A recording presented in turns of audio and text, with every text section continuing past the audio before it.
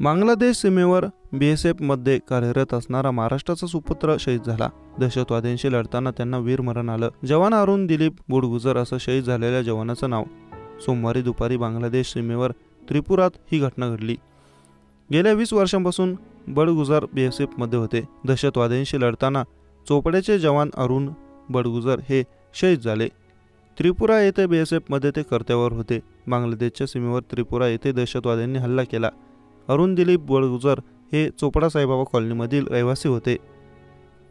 20 वर्षे ते BSFमध्ये कार्यरत होते। त्यांची निवृत्ती अवघ्या 4 महिन्यांना आली होती। दरम्यान सोमवारी बांगलादेश सीमेवर त्रिपुरात दहशतवादी हल्ल्यात गोळी लागल्याने ते शहीद झाल्याची माहिती प्रशासनाने दिली।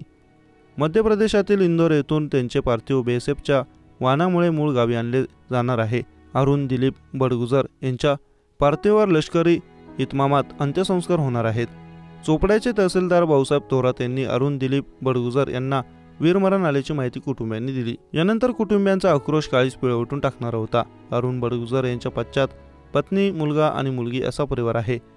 4 महिन्यांनी बडगुजर निवृत्त होणार होते, पण त्याआधीच त्यांना वीरमरण आलं। यामुळे कुटुंबियांवर दुःखाचा डोंगर कोसळला।